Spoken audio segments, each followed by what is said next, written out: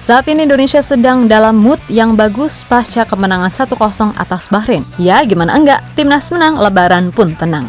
Mudah-mudahan, kan gitu. Yap, sebuah kemenangan yang sejatinya memang layak untuk dirayakan. Mengingat perjuangan tim Garuda untuk bisa sampai di titik sekarang sangatlah berliku. Namun selayaknya kehidupan manusiawi, kalau nggak ada sesuatu yang mudah didapat di dunia ini. Di saat timnas sedang on track ke Piala Dunia, ini malah ada kabar soal salah satu tuan rumah yaitu Amerika yang kembali bikin sesuatu jadi runyam. Selain itu ada juga masalah lain yang akan datang dari grup 11, misalnya nanti kita berjibaku di round 4. Tentu saja di balik itu semua, Erick Thohir selaku ketum PSSI pasti akan menyiapkan siasat khusus bersama tim pelatih agar timnas Indonesia bisa survive. Menyatu dalam kekuatan cinta, langit cerah meraih asa, terus Garuda terbang berhenti. Ayo Garuda kita bisa terus berjuang tanpa henti. Pernahkah kalian berpikir kalau perjuangan timnas Indonesia untuk mencapai mimpi ke Piala Dunia sangatlah sulit? Bahkan sebelum ini pun, banyak yang nggak berpikir dan menyangka kalau Indonesia akan sampai di titik ini. Yap, dulu kita semua mungkin hanya berangan-angan bisa ngalahin Thailand di final Piala AFF. Dan mungkin nggak pernah terlintas di benak kita, jika kita akan berdiri sejajar di panggung elit Asia bersama tim-tim besar. Tapi faktanya, kini kita ada di fase itu. Dan Piala Dunia benar-benar udah ada di depan mata. Nah, perjuangan Garuda seperti yang kita ingat harus benar-benar dimulai dari fase terbawah, yaitu melawan Brunei. Setelah itu, kita tergabung bersama Irak, Vietnam, dan Filipina. Setelah di 2 laga awal, kita cuma bisa meraih 1 poin dari sekali kalah dan sekali imbang. Mana kalahnya 5-1 pula di Irak. Tapi setelah itu, kita mampu bangkit dan lolos ke round 3 setelah mengamankan posisi runner-up di grup. Kita selalu berserah, satu rasa, satu tujuan, dalam melebar molekul angkasa, menyatu dalam kekuatan cinta, langit cerah meraih air asa, terus Garuda terbang merdeka.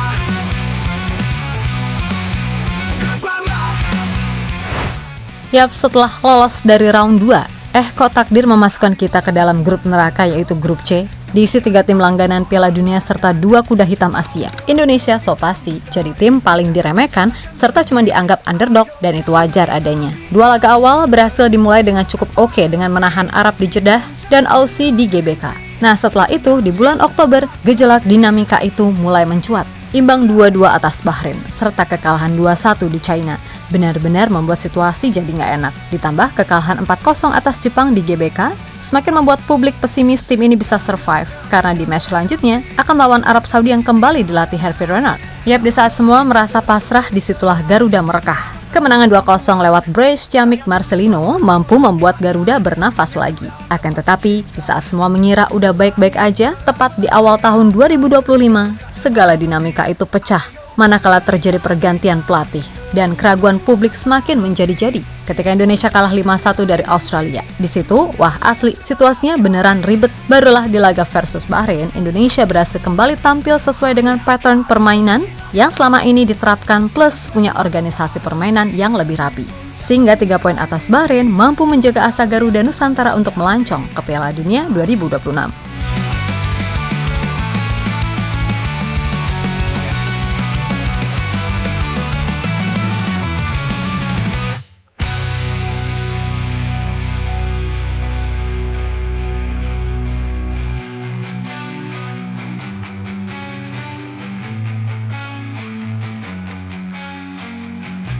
Dalam gelap terang setia menanti, berjuang sampai titik darah terakhir.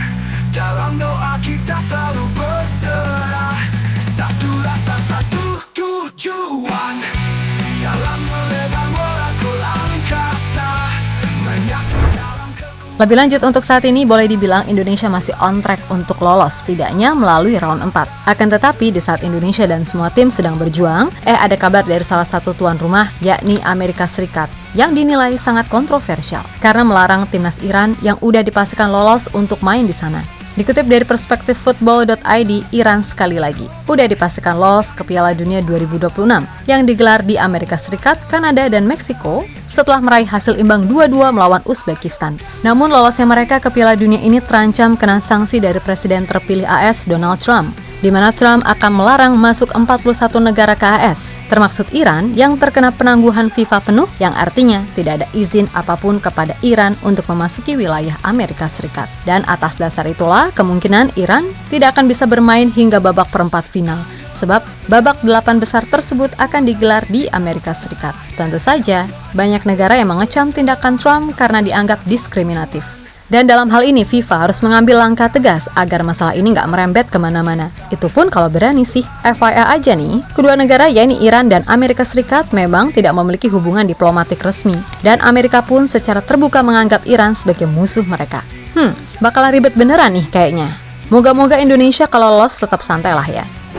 Sementara itu ada ancaman nyata apabila Indonesia nanti beneran harus bertarung via round 4. Sebab selain potensi barisan aliansi Tim Teng yang pastinya nggak akan main sebersih itu, Indonesia juga punya tantangan lain dalam diri Korea Selatan. Yap, Song Heung-min dan kawan-kawan. Sejauh ini bisa dibilang belum aman, meskipun masih menghuni puncak klasemen di grup kajian alias grup B. Boleh dibilang, selain grup C, grup kajian ini juga termaksud yang cukup ketat. Nah, Korea Selatan sendiri sejauh ini telah menjalani 4 pertandingan dengan hasil imbang. Tentu hasil-hasil semacam ini akan sangat mengancam potensi Taeguk Warriors sebagai pemuncak klasemen. Kini Korsel memang udah mengoleksi 16 poin, tapi mereka hanya selisih 4 poin dengan sisa 2 pertandingan dari zona playoff atau peringkat 3 dan 4. Yang mana artinya Korsel terancam digusur oleh Jordania yang berada di peringkat kedua dengan torehan 13 poin. Atau mungkin malah Irak andai tim tersebut mampu menyapu 2 laga sisa dengan kemenangan, sedangkan Korsel harus apes 2 kali kalah. Ya, we never know. Dalam sepak bola, kemungkinan walaupun hanya 1%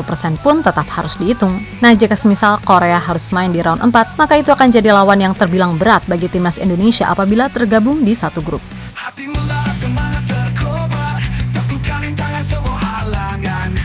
Bawa telik sementari, kita ke puncak takkan berhenti. Ayo ganda kita bisa, terus berjuang tanpa henti. Di puncak tinggi raih mimpi, dunia lihat semangat kami.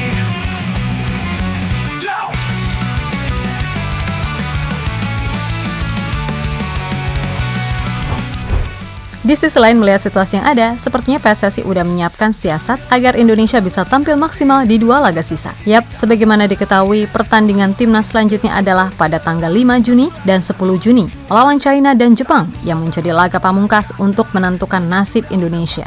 Nah, dengan jadwal yang ada, PSSI bersama tim pelatih ada pandangan untuk menggelar TC lebih awal. Sekedar informasi aja, kalau musim 2024-2025 Eredivisie reguler mungkin terlihat berakhir lebih cepat. Namun ternyata masih ada playoff Liga Konferensi Eropa untuk posisi 5-8. Saat ini ada Twente, klubnya Meiselkers yang duduk di posisi 5, dan Go Ahead Eagles, timnya Dean James, duduk di posisi 7. Kemudian ada juga playoff degradasi untuk posisi 16, dan kayaknya timnya Tom Haye, yaitu Almere City kemungkinan akan tetap di posisi antara 17 atau 18, karena jarak dengan peringkat 16 lumayan jauh. Nah, playoff untuk tiket Eropa dimulai pada hari Kamis 22 Mei dan berakhir pada hari Minggu 25 Mei. Lalu playoff promosi dan degradasi dimulai pada hari Senin 12 Mei dan berakhir pada hari Minggu 1 Juni. Liga 1 berakhir 24 Mei, sedangkan liga lainnya di Eropa seperti Italia, Denmark, ataupun Belgia berakhir 25 Mei. Mungkin yang masih berlangsung dan jadwalnya beda adalah J-League serta MLS, mengingat liga tersebut baru aja mulai kompetisi musim ini. Tentu menjadi sebuah keuntungan apabila pemain timnas bisa berkumpul dan melakukan TC lebih cepat untuk memperkuat chemistry antara pemain dan pendalaman skuad lebih baik, kan gitu. Ayo kalau kita bisa, terus berjuang tanpa henti. Di puncak tinggi raih mimpi, dunia lihat semangat kami.